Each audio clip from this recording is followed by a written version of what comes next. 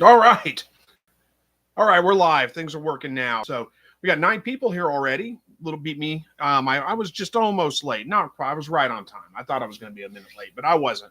So let me get disclaimers out of the way. We'll jump into it. This is a weekly live broadcast, pretty much every Thursday evening, unless it's a holiday or something comes up and I can't make it for some reason. This is where I am, 7 o'clock Central. You guys can come in here if you have a question, you have something you want to talk about that I haven't been responding to because I've not been real good about responding to comments lately. So you can come in here. I'll do my best. I do my best to respond to every single chat that comes in during the live broadcast itself, unless you're talking with each other. And pretty much any topics, whatever you want to talk about, it doesn't matter. It can be quail, it can be rabbits, it can be gardening, it can be politics, religion. I don't really care. It's all fair game. The only things I ask is you keep it polite, family friendly. Don't be rude with anybody, hateful. We can have debates, but we don't need to be rude and hateful about it when we do. And that's it. Let's jump into it. Verna was here. She says, Happy New Year, Chris. First like and first comment. Thank you, Verna. Appreciate that. Happy New Year to you too, by the way. We got Woodtick 1970 from Winter Haven, Florida here. Good to see you. And that's it so far. Chat's a little slow right now. Buster, Happy New Year to you. He says Happy New Year to everybody.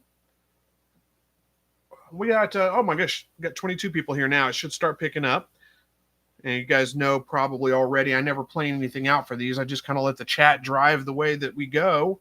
And let's see real quick. Jacob says, Hey, Verna, question. I got your quail cookbook. And what oil do you recommend for the mayo? Warchild says, Hey, Chris and all, Happy New Year, all. And Verna says, I shared you out on Facebook. I don't know who you're talking to there. If you're talking to me, I'm not really sure what that means exactly. But Chris A says, Happy New Year, all. Happy New Year to you, too. And Verna suggests avocado oil. Answering that question for making, I'm assuming that's for making mayonnaise out of quail eggs, would be my guess. We got Annie G from Southern California. Good to see you. Tom, Happy New Year to you, too. Oh, Verna says I posted your notification. Okay, got it. Okay, thank you. Jacob says, okay, I can assure canola is not a great idea, LOL. Yeah, probably not. No, if I was making mayo, it'd probably be either olive oil, maybe. I don't know, honestly. I've never actually made mayonnaise. I've always just bought mayonnaise. I should make it, huh? Andy says, Happy New Year from Southwest Michigan. Good to see you. Happy New Year to you, too. And Don from South Central Illinois is here. Good to see you, Don.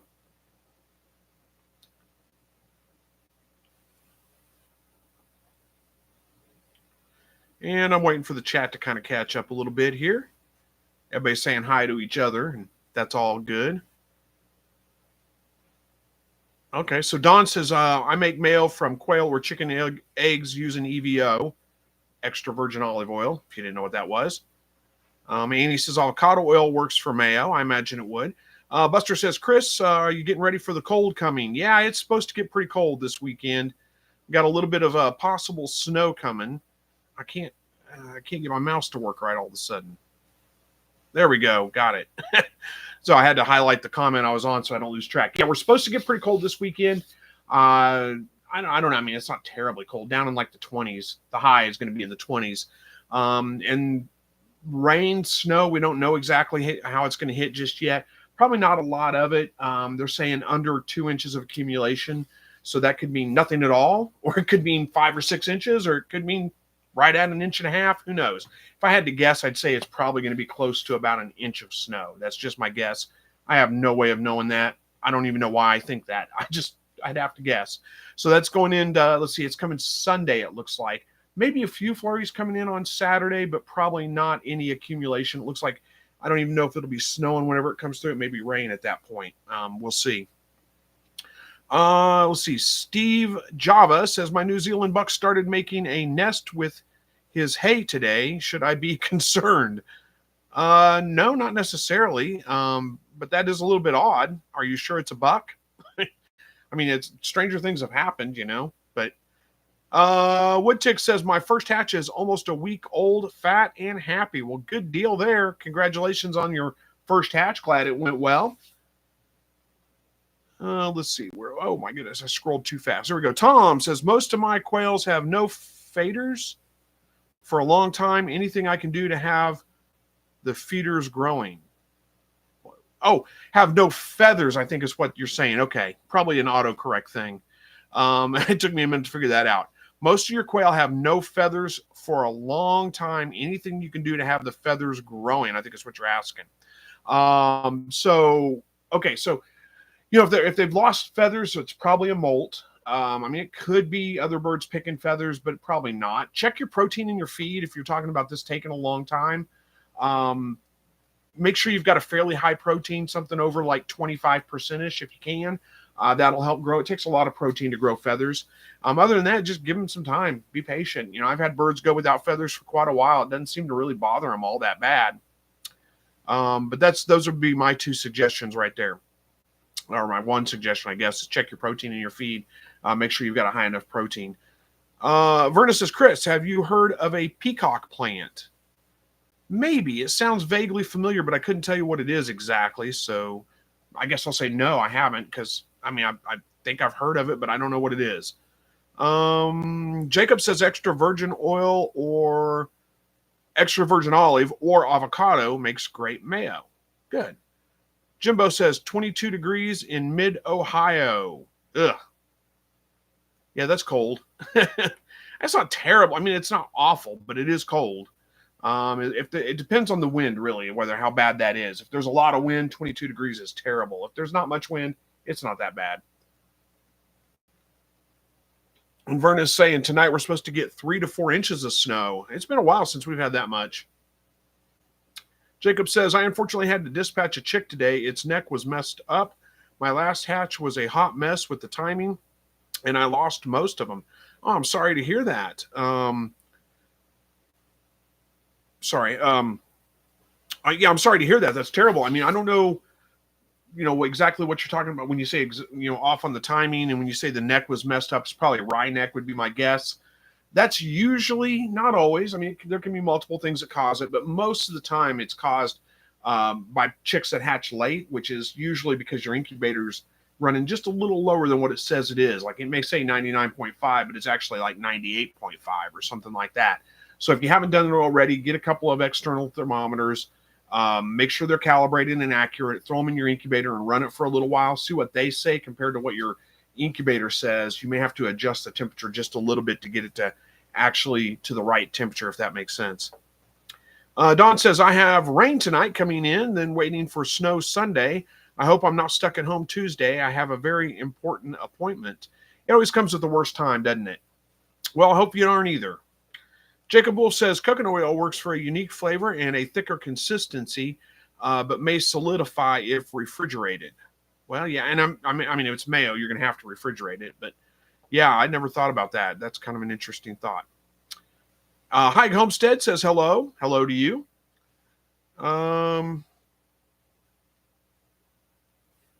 Joy from Western Oregon is here, says hello all. Hello to you too. And Bev Smith, hello to everybody. Hello to you too, Bev. And let's see, we got Verna says, I got one. It's all different shades. Okay, we're talking about the peacock plant, right? I got one. It's all different shades of green on the right side of the leaves with red on the underside of the leaves. Interesting. Let me look that up real quick. Let me see if it's something I am really interested or familiar with. It looks kind of familiar, but I don't know. No, that's a fairly new one to me. Let's see. All Clean Exterior says had 55 eggs candled good before lockdown and only had 13 hatch. Oh, that's rough, isn't it? I'm sorry to hear that. Well, hopefully your next hatch will be a lot better. My suggestion would be the same as I talked about a minute ago. Get some thermometers, throw them in there, verify that your incubator is actually running at the temperature it says it's running at. You may have to make a few adjustments to that. But that would be my suggestion. Let's see. Annie G says, I lost 5 quail to a hawk. It pecked at the latch until the door fell open. It was like a murder scene in there. Oh, I bet. That's crazy. I've had hawks visit my hutches, but they have yet to get into them. They've never found a way into them. Bev Smith says, I only seem to catch lives when I'm at my desk working late. Well, at least you made it. Sorry you have problems. What's up, Max? He's, I don't know what his deal is. He's a little wound up tonight. Hey, buddy. Now he's going to start bumping my hand, probably. So, all right, let's see. Verna says, oh, Andy, get a locking latch to prevent that from happening again. That's not a terrible idea. I'd be surprised if it did happen again, but it's not a bad idea. Bev Smith says, I have a hawk that hangs around, but luckily hasn't gotten into my hutch or aviary yet. Yeah, I don't have hawks around very often. I have hawks, occasionally. It's usually in the spring when they first leave the nest, the young ones, because we do have hawks that nest right in the backyard. Let's see, I can't remember I think they may be red-shouldered hawks. I can't remember exactly what they are. Somebody with the conservation department told me, but I've forgotten already. And I have a hard time telling different kinds of hawks apart. I don't know. I can tell a red tail because they're great big, and but the rest of them sometimes are hard to pick out. So, what are you doing, Max? Get out of there. Hey, get back. I'm going to close that door real quick because he does not need to be in there. I left my. There you go. Sorry about that. I usually check that before. Most of the time, I keep it closed, and I just didn't happen to notice it this time. So anyway, all right, Verna says, all clean exterior sounds like a humidity problem. Sorry about that. It could be, but I've never found humidity to have that much of an impact unless it's like extremely dry. That would be, the only thing, and it could be that. Jacob says, I run 2 govies in my incubator. It was bad timing on my part where they were hatching over Christmas, and I wasn't home much to keep an eye on them. Once removed from the incubator, and my brooder was too cold. Oh, I get it. Okay. Well, it happens. Everybody makes mistakes. So, you know what the issue was. You know how to fix it, I guess. Or Verna says, Bev, get an owl to hang over it. Oh, you could do that. Tom says, yes, spell checker is bad. Feathers was the intention to ask about. Well, I figured it out. Sometimes I can't, but that time I did figure it out. Bev Smith says, let's see, Vay, what do I do to keep the owls away? Have those too, LOL. Well, here's my thing with my hutch. I've had some hawks come to the hutch, maybe owls too. I don't know. They would come at night, and I'm not out there at night to see it. But they've never gotten into my hutches before. They've sometimes one will perch on the top of it. I've even seen them hanging from the bottom, trying to grab them through the bottom of the wire, but they've never been able to do it. And usually after a day or two, they give up and move on, and then it's no big issue. But, that's just my experience. If you can keep it secured, they're not usually going to go through hardware cloth. So if you can keep the door from coming open, I think you're going to solve the issue there. Jimbo says, if you're incubating eggs, do you have different incubators going at the same time due to the different times the eggs went in? Trying to stay up with the bird egg production next spring. No, I don't actually. I put all my eggs in at one time, incubate. I don't put multiple eggs in there at different times. That would be a nightmare to keep up with. So, no, I collect eggs and I incubate them all at one time. Vernon says to Bev, perhaps get a bald eagle. I don't know, maybe, or something. I don't know. Jacob says, I'll start collecting eggs again next week and try again. I ordered a 6-tier Winola cage, so I will have a lot more room to fill up. Well, awesome. Hopefully that goes well. And you get a good hatch out of the next one. Tom says, any suggestions for quail food with high protein content? What's your current? Do you know what your current protein is in your current quail feed? I buy mine. There's 2 places I get mine. It depends on how much time I have because one's closer and one's a lot further away. Not a lot, but it's further away. I prefer to buy it from a feed store. It's a local feed store in Neosho, Missouri. It's about a 30-minute drive for me. I can get it a little bit cheaper there, and it's a 30% game bird starter. If I can't make it there, if I'm like cramped on time and I got to get quail food right now, I'd get it from Atwoods, which is 15 minutes away, 20 maybe. But it's a little bit more expensive there, but it's a 27%, I think it is, game bird starter there. I'm not sure what you've got right now. But yeah, both of them are a starter. They're listed as game bird starter. I'm not sure what you've got right now and what you have available to you. If you have a feed store nearby, you can check with them to see what they carry or what they can order in for you. They may not carry it all the time, but they may be able to order it from their supplier and get it delivered to their store, no extra cost. And you may be able to get it that way. I used to get my rabbit feed that way, higher protein rabbit feed. I just had them, order it for me. It didn't cost me anything extra. It just came on there's normal supply drop. Chester says, good evening with a G. I think that's just an extra G for no reason. Good evening to you too, though. Let's see. Bev says, I built your hutch. I think that means mine, the one I have on my channel. And says, I've seen a red tail hawk hanging off the end of it. It's secure. Yeah. I've never had a red tail hawk. We have red tail hawks around. I've never had those here. They tend to stay outside the city a little bit, but I do have, like I said, hawks I think they're red shoulder hawks maybe, that nest in my backyard. Now they're a little bit smaller, quite a bit smaller than a red tail actually. But yeah, they've never been able to get into it. Bev says, I have 6 dogs. Just let out the door. They chase it away. Yeah, that's another way to take care of it. Mother Wolf Rabbitry's here. Says, hey, Chris, Wave, are you? I think it's probably how are you? Prepared for incoming ice storm. Not sure if you are in the path, but if you are, wish you luck, my friend. Well, thank you very much. Yeah, it doesn't look like it's going to be terrible for us. It looks like the worst of it's going to go north of us, probably Kansas City area, northern counties, but I think we're going to be okay. Verna says starting, hopefully you are too. I mean, you said preparing for an ice storm, so I'm guessing you're going to get it. And hopefully you're going to be okay with it. It's not going to affect you too bad. I don't really panic about those things, and it's usually not that big of a deal for us. But I know they can be bad at times. Let's see. Verna says, starting around midnight, our snowstorm is supposed to start until 10 a.m. tomorrow. Well, good luck. Hopefully it's not too bad. So Tom says, we have Tractor Supply only. Well, you could check with them to see what they could pull in. You don't have a feed store anywhere near you. What town do you live in? Let me do a search and see if I can find something for you. But unless you don't want to, I mean, you can look that up on your own. But there's got to be something else, I would think, that you could order. I mean, you can order online. You could definitely go order through something like Amazon or something, but the shipping's going to kill you probably. They're going to be much more expensive. But other than that, I mean, you can check with Tractor Supply, see what else they can get in for you. Or, if worse comes to worse, get some high protein like catfish food or even cat food if you need to. And you can grind that up and mix that in with your feed to bump the protein level up a little bit. But what protein level are you using right now, I guess is the question. I'm waiting to see what the answer is to that. Mark says, I have a blink camera on our quail programmed for the light to come on when it detects the intruders. Owls don't like the bright light.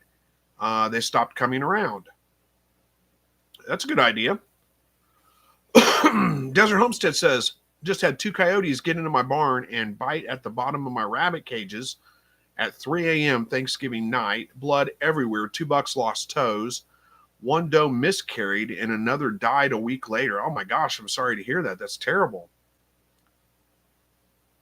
Woodtick says Comback is 28% protein. Yeah, it's just a matter of being able to get it, I think, is the problem.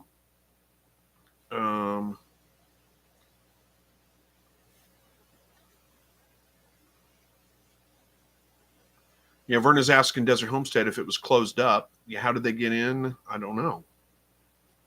Chester says, if I had a doe that has babies and she doesn't pull enough hair, can I use the hair of a different doe? Example, blue hair from a doe in a nest box or the white doe.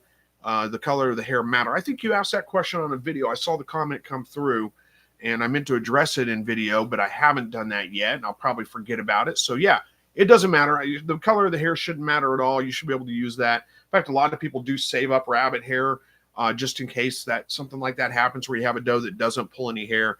So yeah, you'd be fine to use that.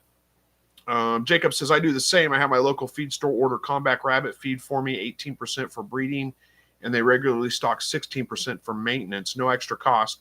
The truck comes every Thursday around 2:30. Yeah, it's I mean, you can get a, you know, just asking, a lot of the times you can get what you're looking for. You don't have to necessarily go somewhere else. Desert Homestead says it's an open barn. Yeah. Verna says, Chester, you might have a problem with the scent. I kind of doubt it. I don't think that's going to be an issue. That's not really. Rabbits are not that picky. They very seldom ever abandon their litters. It probably won't be a big deal. Mark says, got bald eagles flying close to the yard. I think our turkeys and dog has helped in keeping away. Yeah, we get bald eagles around here. Not a lot of them, like right here in town. Occasionally, I'll see one pretty close by, but not a lot. But it's not very far from me. That like this time of year, they are. I mean, just gobs of them over.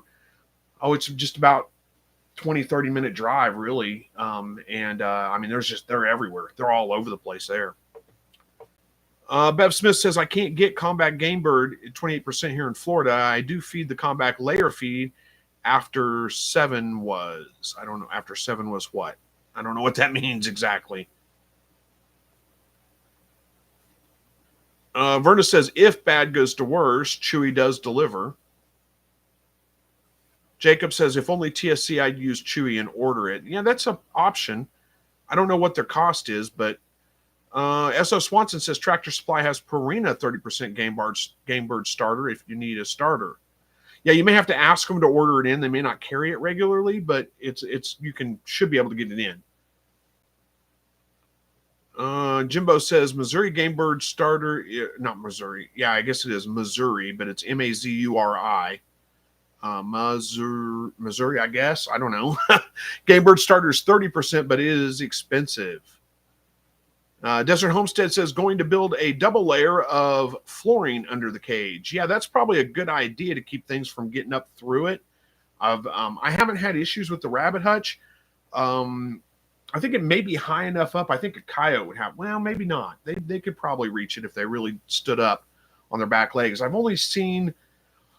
I mean, we have coyotes that aren't. I mean, I can hear them every once in a while. They're not far away. And I did have one when I had the chickens out in the tractor. One came in the middle of the day, came right up to the tractor. I was out there and I yelled at it, and it kind of backed off a little bit, but it didn't leave. It hung around. I had to shoot it with the pellet gun to get it to take off and leave. And that's the only one I've ever seen actually in the yard. But who knows? Mother Wolf Rabbitry says they're calling for at least a ½ inch of ice and then snow on top. We are in West Tennessee, so fingers crossed it doesn't cross the Kentucky-Tennessee line. We'll be stuffing the cages with hay either way. Yeah, you probably don't have to worry too much about the rabbits. They should be fine. But still, yeah, that ½ inch of ice and then snow on top, that's not good.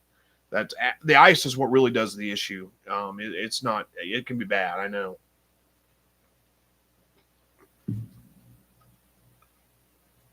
And then Vernon placed a link for Chewy. Let's see what that. Let me check that out real quick. Let's see what that price is on that. It's pulling up. Oh, that's just the link to Chewy. It doesn't give me a specific. Let's take a look here real quick and see what they've got. See, game bird starter. Yeah, it's a little pricey, but not terrible. $27 for a 50-pound bag. That's 18% protein. That's chick starter. That's not game bird. Let's see. There's a. Ooh, yeah, it gets a little more expensive when you get up into those. You're gonna have to look into this one. I don't even see. I see one game bird feed on here. There's the Missouri. Ooh, that is expensive. It's a 25-pound bag for $30, and then there's a 50-pound bag of game bird turkey food. It's a starter. I don't see what the protein level is. $32.99 for a 50-pound bag. That's a little pricey. I don't see what the protein percent is of that. Oh, it's 30% protein, and it's a mash. So I don't know about that. But anyway, it's an option, though. Mother Wolf Rabbitry says, I saved up the chicken and duck feathers from processing for use in the winter in my rabbit nest boxes. Well, that's not a terrible idea. That would work pretty well, I would assume. But yeah, I wouldn't worry too much about the rabbits. If they're out of the weather, if you've got a wind block from them, that's really all they need. They handle the cold really, really well. Jacob says, after seeing the forecast for this week, I'm glad I went and got 2,000 pounds of wood fuel pellets for my family last weekend. Yeah, no kidding. Verna says, if you're a subscriber, it's cheaper. Okay, there you go. And Jimbo says, Missouri layer is around $38. Yeah, that's pretty expensive. Verna says, it is the kits most worry about. Yeah, well, that's true. If you have kits that are just born and less than, I'd say, 2 weeks old, that is the concern. But you honestly stuff the cages with straw or feathers in your case, or not the cages, but the nest boxes, like you said, and they usually do just fine too. But yeah, I think a lot of people, when they're brand new to rabbits, they always worry, what do you do in the wintertime with them when it gets cold? The rabbits have a big fur coat on. They actually handle the cold better than they do the heat. I've got a doe that should be due next week, so right in the middle of the cold front coming through. Mother Wolf Rabbitry says, yeah, my kits that are 2 weeks old and out of the boxes are the ones who struggle some. Yeah, 2 weeks old, that's a little bit, much past that, they're usually okay, but you're right. 2 weeks old is a little bit more of a concern than your adult rabbits, for sure. All right. Waiting on other comments to come through, or chats, I should say.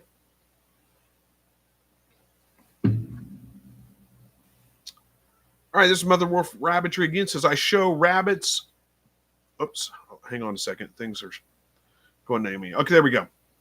I show rabbits, so if they're using all their energy to stay warm, they tend to grow slower and don't fill out as fast as the ones that stay warm.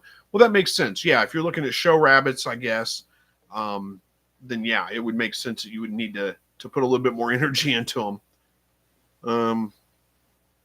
And Verna says, that's when you turn the nest box on its side so the young ones can get some protection.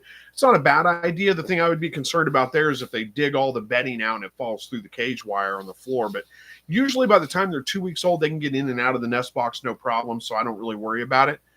But yeah, that's not a bad idea. Give them something else to kind of get out of the wind and the weather.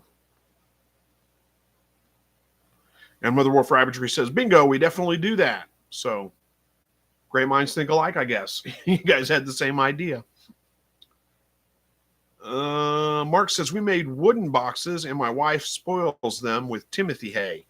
Yeah, I would caution you about wooden boxes, though. At least the bottom you might want to change out because wood just soaks up everything. It's impossible to get clean. It's going to harbor, a lot of bacteria and stuff like that. That's the only bad thing about wood. If you can make the bottom out of, wire, and you can lay cardboard down in it if you need to, because that could be just taken out and thrown away and you can replace it with another piece of cardboard. But that would be, that would be what I would suggest. Mother Wolf Rabbitry says, lucky, Timothy gives me hives. Oh, no. Oh, and Mark says, we use a wire bottom. Okay, good. Vern says, I have metal boxes. Well, yeah, I do. Well, mine are wire, but, wire nest boxes, but I do line them with cardboard. Mother Wolf Rabbitry says, I'd be scared of metal boxes getting too cold. Well, like I said, I line them with cardboard and stuff them with straw, and I've never had an issue. My rabbits all do just fine. No problems. Chester says, I had 5 blue kits, lost them all due to them being born on the wire floor, and I didn't catch them in time. How long do I need to wait to rebreed? I'd give them I'd give her about a week and a half, maybe 2 weeks, and then go ahead and just rebreed her. And Verna says, my rabbits were inside. Yeah. Jimbo says, getting ready to build my new cages soon as this weather settles down. Have some Mearns coming late spring. Mearns quail, I think is what you're talking about, right? Not real familiar with those. I've heard of them, but I'm not real familiar with them. Hey, So and Tears here. Says hey to everybody from Douglas County, Oregon. Good to see you. Thanks for joining.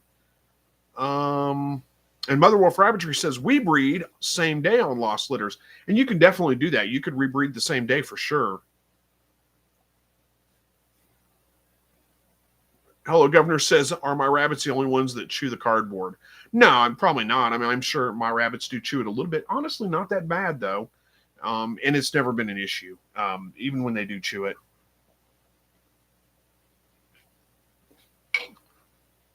See, so Tara says, Ravioli's kits are doing great, and Risotto and Penny got nest boxes a couple of days ago.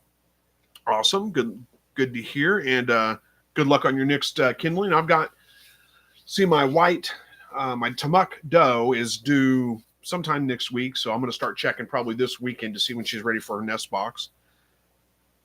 Mother Wolf Rabbitry says, try pegboard. It tends to last a little longer than the cardboard. We use it as a divider for the bucks that spray. Well, that's a good idea. Yeah, I have lots of cardboard, so I don't really worry about going through it too fast. Verna says, my first nest box was a regular box, and the kits chewed a hole through it. Yeah, that is the problem with rabbits. They like to chew, don't they? So, yeah, they're going to chew on anything that's wood or cardboard or anything like that. They're going to chew on it. But again, I have lots of cardboard, so I don't really care. It's not a big deal. They can chew it all they want. And then the Mother Wolf Rabbitry's got I don't know if that's an angry face or a smiley face or what that is. Some kind of face. I don't know what to make of it, but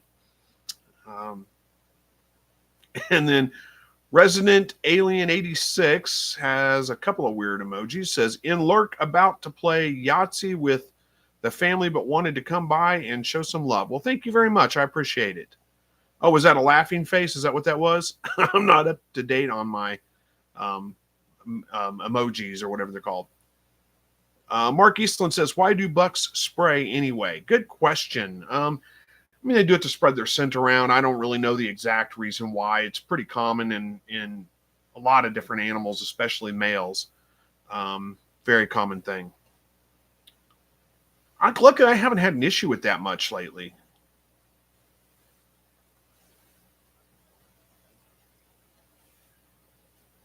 Chat's a little slow.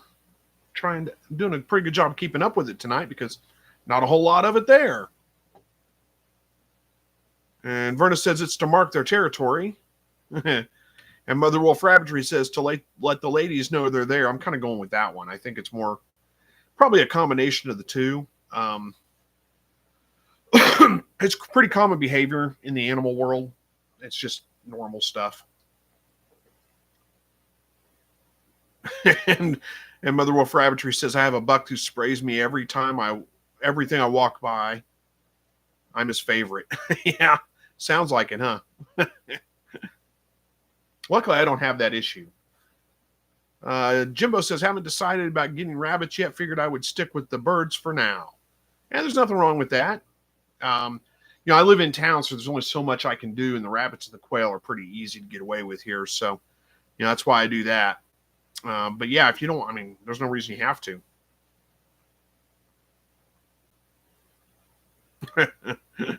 Resident Alien says, hello there, ladies. Here's my scent. You dig it, don't you? Saying that's what the bucks are saying. They probably do, actually.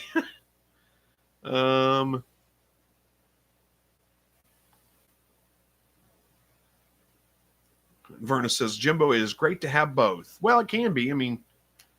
It's not for everybody, I guess. It's like there's no reason you should or shouldn't. I do like to have both. It works out well for me, but it's not, like I said, I get it that it's not everybody's cup of tea. It's not everybody wants to have both rabbits and quail. Some people are just rabbits. Some people just want quail.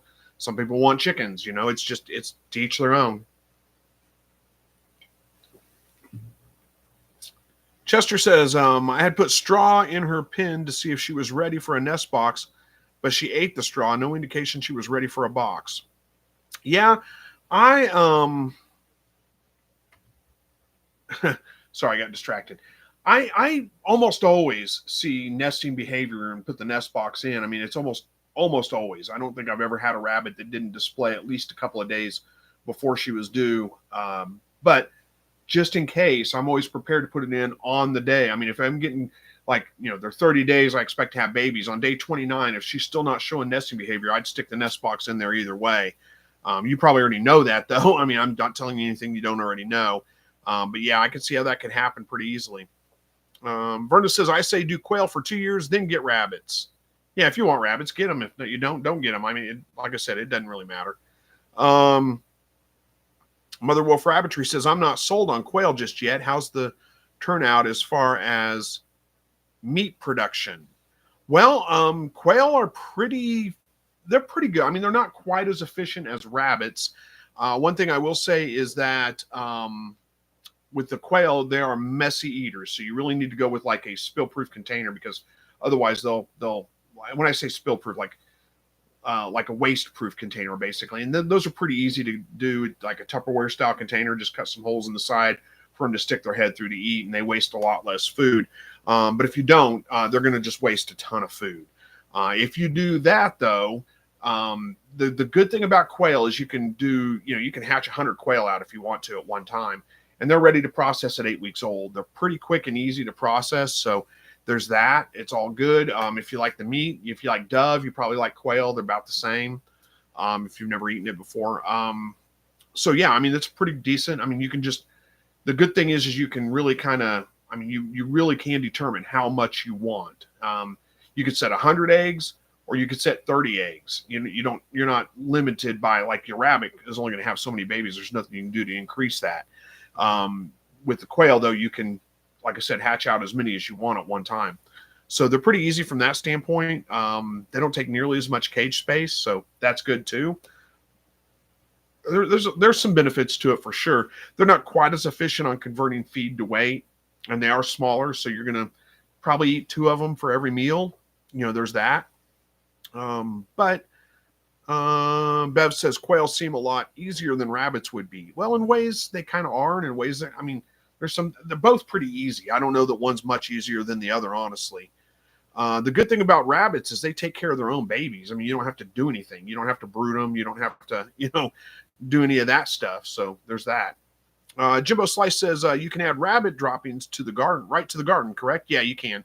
It's a cold manure, so you don't have to compost it first, and that works pretty well. Mother Wolf Rabbitry says, what are the pros and cons? Maybe you can sell me on them. Well, I think I did actually just go through the pros and cons with you. So,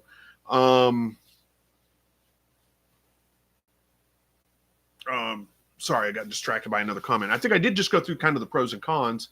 The only other con really would be, like I said, when you're hatching out young, you can hatch out as many as you want. I mean, that's not a big deal, but you do have to brood them, at least for like 2, in the wintertime, 3 weeks. In the summertime, 2 weeks. By the time they're fully feathered out, they can go outside, no problem.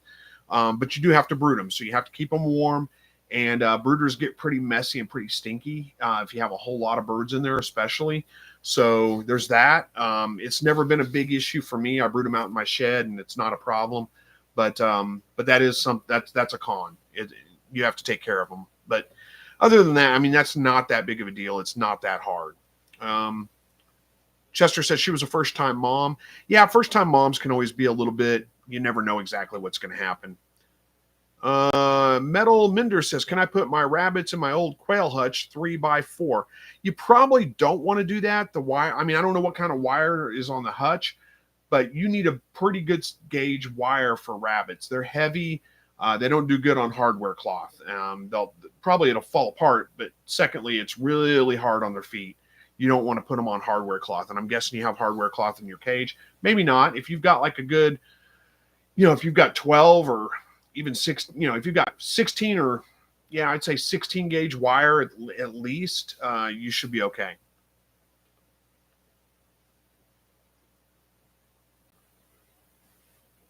And Verna says, Mother Wolf Rabbitry, they go from eggs to eggs in about 10 to 12 weeks. Well, that's true.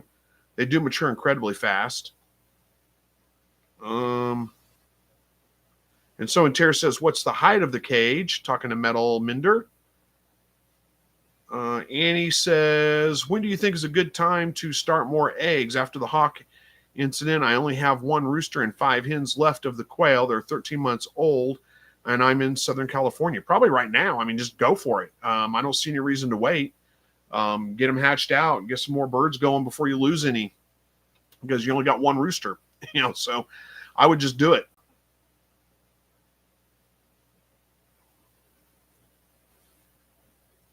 Mother Wolf Rabbitry says, what's a basic setup cost for quail?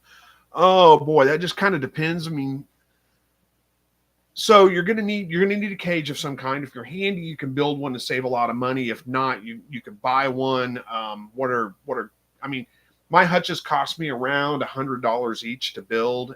They house, for like if I'm just like raising up some birds, I've got two of them. One of them I keep my breeders in, and I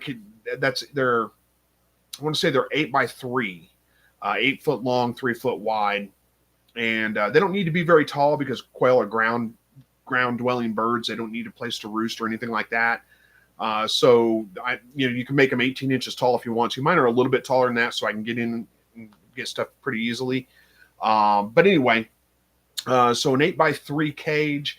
The common wisdom is as adults, breeders, is about 1 square foot per bird. So 8x3 is like 27. Is that right? 8 times 3 is 27, I think.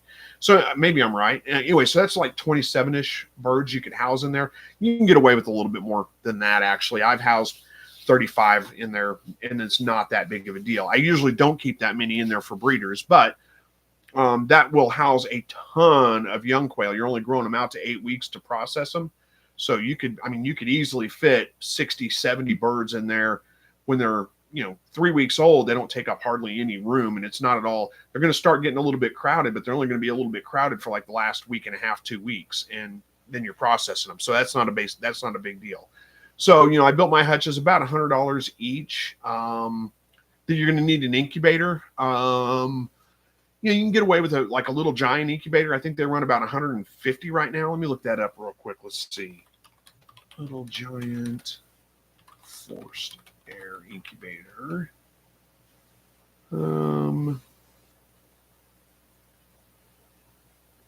Actually, they've gone down. There's on Amazon right now. It's $63 for a little giant digital circular air incubator. That's a pretty good deal. You'll probably want to get quail rails with it. You don't have to necessarily, but the egg turner with the quail rails makes it a lot easier.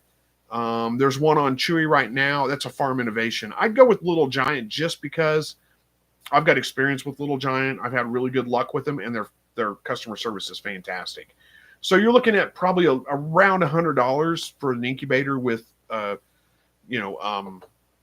egg turner. And then you'll have to get a brooder, but your brooder can be a big plastic tub. It can be any kind of big box that you do need a lid on it because they will jump out of it, but and a couple of heat lamps, but that's pretty minimal cost too. So I don't know if that answers your question, but that hopefully kind of gives you a little bit of an idea. A couple $100 and you could be set up and running. Not that hard. Hello Governor says, any recommendations on how to keep straw in the cages? I put a good bunch, but somehow most of it falls out with 1 or 2 days for cold temps on wire cages. Well, put a box in there and put the straw in a box, give them an option to get in it, or just do what I do and don't worry about it. The rabbits handle the cold really, really well. We just got done talking about this actually. So if I'm repeating myself and you already heard it, I apologize. But yeah, they handle the cold really well. They've got big fur coats on. They actually do better in cold than they do in the summertime heat. Unless you've got babies, in that case, you should have a nest box in there for them. But unless you've got babies, you really don't need to worry about it too much. Give them a wind block, wrap a tarp around the hutch or something to keep the wind off of them. And that's it. That's all you need to do. They'll do fine. Metal Minder says 1/2 inch square floor height is 22 inches. 1/2 inch square is not big enough. Probably. You probably want to go, it could be close. Probably want to go with like 1 inch by 1/2 inch square. Mother Wolf Rabbitry says, rabbits took me $9K to set up, but I went all out on expensive cages, carport, and pedigree stock. Yeah, that's a lot. I don't have that in all my rabbits all together ever. All the years I don't think I've spent $9,000 total, but maybe I have. I don't know.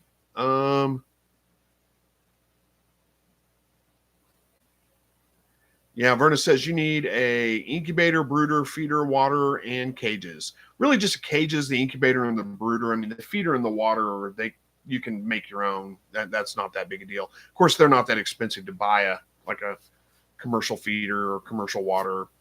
So and Tara says, metal, the poops need bigger than half by half. You can replace the flooring with half by 1 inch flooring. Yeah, same suggestion. I would agree. And make sure it's a big enough gauge. I mean, that's important too. You can't put real thin wire in there. It's going to tear their feet up.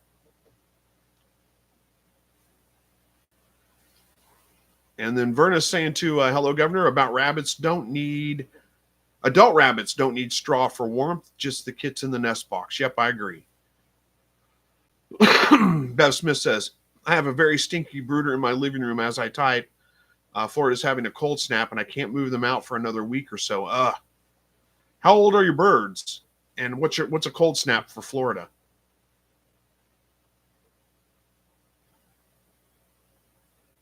Metal Minder says, I've had as many as 200 quail at a time. Yeah, absolutely. So and Tara says, my vote is aviary.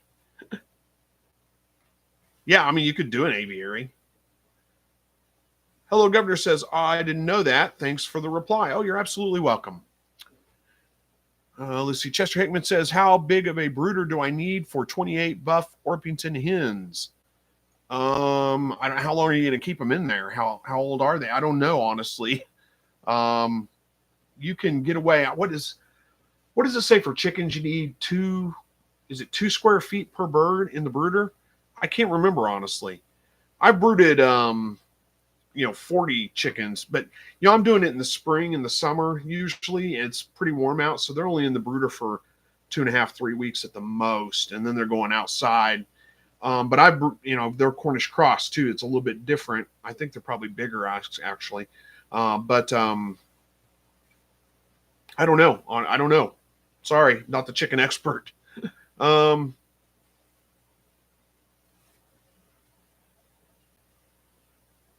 So and Tara says, Vern, I have chickens.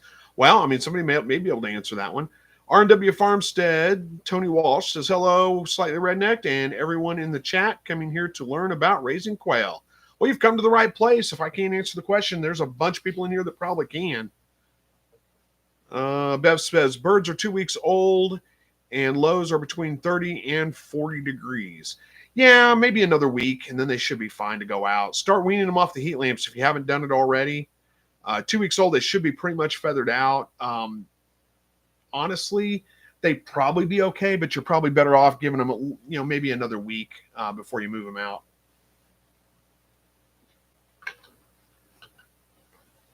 Bev Smith says, we'll be moving the quail cottage, a converted shed, but there's no heat out there.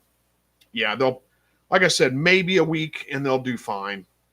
I wouldn't worry about them. Honestly, I moved birds, pretty close to 2 weeks old out.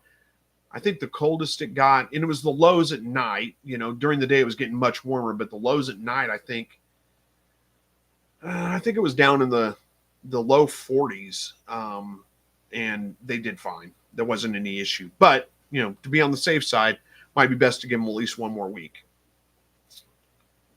How are we doing on time? We got about 11 more minutes left. So what else we got here? Tony Walsh says, came here to learn about raising quail. Do you have questions you need answered? Or, just here to soak up the knowledge. I don't know how much knowledge there is tonight. Didn't sleep real well last night, so I'm a little off. I actually, we went to my cousin's house New Year's Eve, stayed there till midnight, rang in the new year, came home, got to bed late, and still woke up fairly early. Not super early, but fairly early. And took a nap yesterday afternoon, slept for like 3 hours till 7 o'clock. And therefore I didn't sleep very well last night. So I'm a little tired today, but hanging in there so far, but I apologize if I'm a little off. David says, buff Orpington chicks. I did 25 with 9 square feet until 6 weeks. Felt totally reasonable, cramped at the end, but fine. That sounds about right. I agree. I think that's a great idea. Jumbo Slice says, just bring them in the living room if they're cold. Wife didn't like it when I said that about the Harley. Yeah, I can imagine. Verna says, well, when this is over, I'm having bean soup with ham, carrots, and potatoes in it. That doesn't sound bad. I saved the ham from our Christmas, or same the bone from the Christmas ham. And I was just talking to my wife, so we need to make some ham and beans sometime soon. Sounds pretty good, especially with the cold front coming through. RNW Farmstead says, I've watched several of your videos and left a thumbs up, but we'll be asking questions soon. Well, yeah, you're welcome to. Join the Facebook group if you want to. I'm not active at all on social media. So, but you can join that Facebook group. There will be a lot of people in there that will answer your questions if you ask them. There's a lot of good people that know plenty of information about quail. Or join us on Thursday evenings here and ask away, and we'll be happy to answer them for you. So and Tara says, made some bone broth. We'll have a video on it soon. I think it's kind of funny. I'm not making fun of you. Don't take this the wrong way, but I think it's funny everybody calls it bone broth, and I mean, it's just broth, right? It's just stock. To me. I always make stock out of like chicken, turkey. Not a ham. I'm not a ham stock kind of. I don't really care for that. But I make stock out of all those, and it's always with the bones. So I don't know why it's all of a sudden called bone broth, but that's just me. George Kaiser says, I just had a steak with avocado and garlic sauce for lunch. That doesn't sound bad.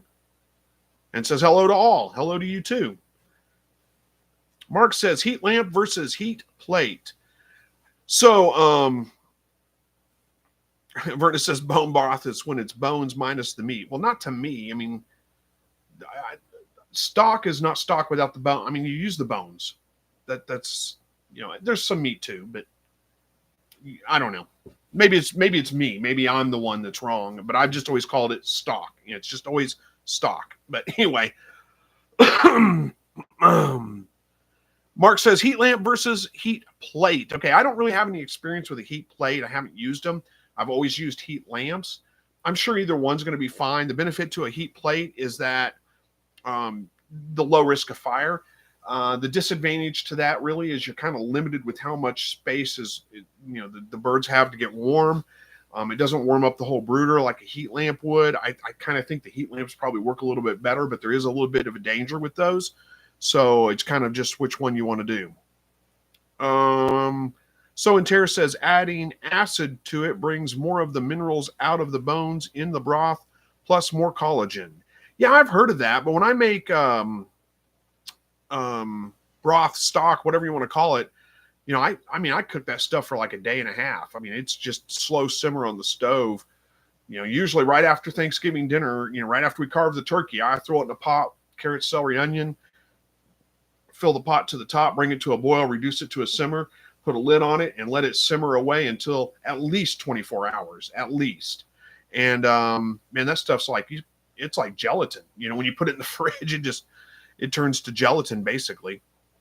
George Kaiser says bone broth good for intermittent fasting. Oh, I will say, if you're going to do that though, make sure you check it pretty regularly and make sure it's topped off before you go to bed. You don't want that thing going dry on you and setting your smoke detector off in the middle of the night.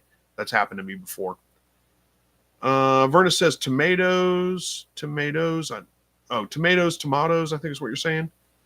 Oh yeah, about me calling it stock rather than bone broth. Yeah. Don says, from what I learned way back when, stock is just boiling a bit. Broth is cooked for many hours, 36 hours, or pressure cooker for 3 hours. I've done pressure cooker before, but it doesn't work as well. You could pressure cook it for 3 hours and then put it on a low simmer for a lot longer, but it works better in my opinion to just simmer it, like you said, 24 to 36 hours, somewhere around in there. Bev says, I'm used broth, now use heat lamp. Oh, I've used both. Now use a heat lamp for the first week, then use a ceramic lamp after that. And Bev says, can't type. Sorry for the typos. I don't think there were any typos there. I just read it wrong. So and Tara says, I love heat plates. It has to be low enough that they can press up against it. Ambient temp has to be 55 degrees for it to work. So in other words, if it's colder than 55 degrees, the heat plate doesn't really work too well. George says, I never use a heat lamp, always just the heat plate thing, but it never drops to 0 Celsius here. Yep, that makes sense. Andy Dundas says, hey, everybody hit the thumbs up button. Well, thank you very much. I appreciate that.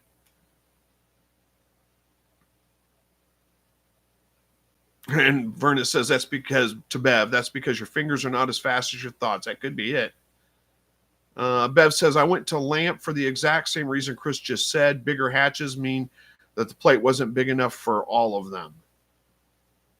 That would be my concern, but I've never used one, so I can't really say.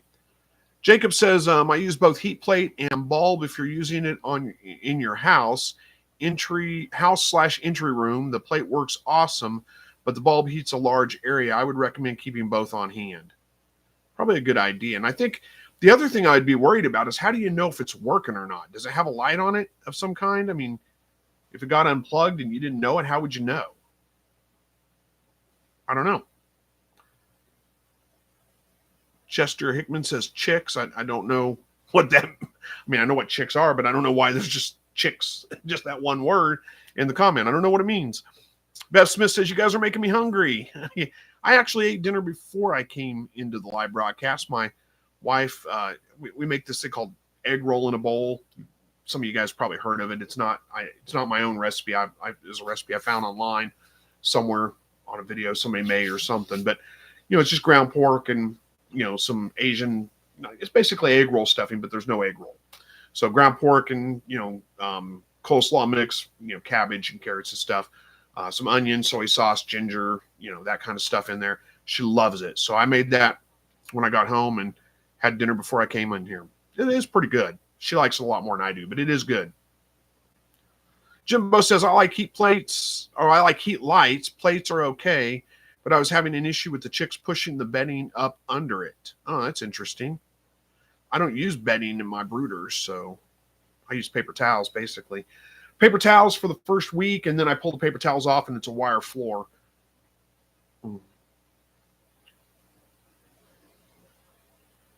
Oh, 3 minutes left. Let's see how many comments I can get through in the next 3 minutes. Furnace says, I've used 2 plates for 100 chicks. Yes, there is a light on top. Okay, that would make it a little bit easier. And so Tara says the chicks are under it if it's working. Now, that makes sense, I guess. Jacob Wolf says, I have a plate and I don't like it. They seemed cold a lot. Mine doesn't have a light on it. The adjustment on the feet always seemed to be slightly too high or slightly too low. And I think that'd be a little tricky. Jacob says, my favorite heat plate, has a light on it to make sure it's working. I would think it would have to. And so Tara says, Jacob, they can take a few hours to warm up. What brand is it? Jacob Wolf says, I personally use one of the infrared bulbs, like for a reptile, and they use an ink bird to set the temperature as they age. Always keeps it just right. That's what I do. I mean, I use a regular red heat lamp, but I use the ink bird to set the temperature on. It makes it super simple. Jacob said, oh, I already read that one.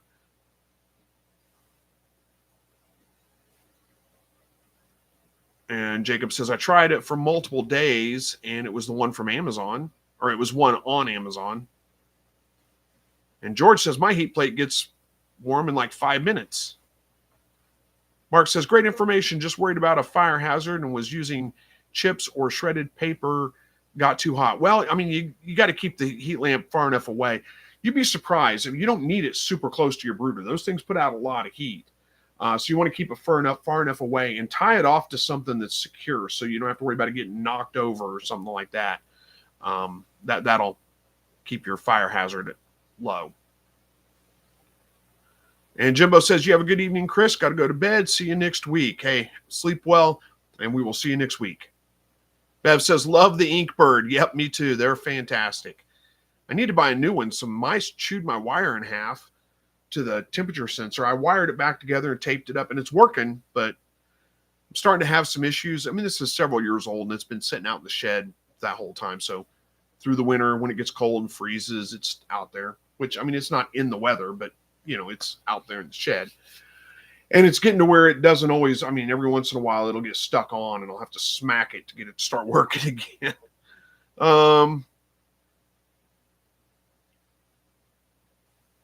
And then so Tara says, Jacob, if it was a Tractor Supply one, the legs have too big a gap for quail. Good for chickens, though.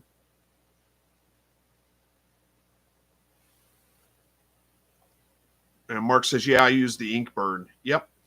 The one thing, if you got the Inkbird, I mean, you got to keep your light far enough away from that brooder, because if you have it too close, it's just going to go on and off, on and off, on and off nonstop. It'll burn your light out. And Jacob says K&H Product was the brand. I did try it with chickens. I forgot to add. Bev Smith says, for some reason, I'm less nervous with the ceramic lamp. Yeah, I don't know if there's any less fire hazard. I don't know. Maybe there is. Berta says, Happy New Year, everyone. Have a blessed night. Yeah, Happy New Year to you guys, too. It looks like we're out of time, so let's see if we got anything else. Oh, so Terra says because they don't explode, the ceramic heat lamps don't explode. Yeah, I've never had a bulb explode, though. But it's possible. You splash some cold water on it. Yeah, it could just pop right there. All right, guys, we're going to wrap it up then. Looks like it's, you guys knew it was the end already. But thanks for joining me tonight. I appreciate it. Happy New Year to all of you. Hopefully you have a good start to the new year. We'll see you guys next week, I think. I don't see any reason why not at this point. And as always, God bless.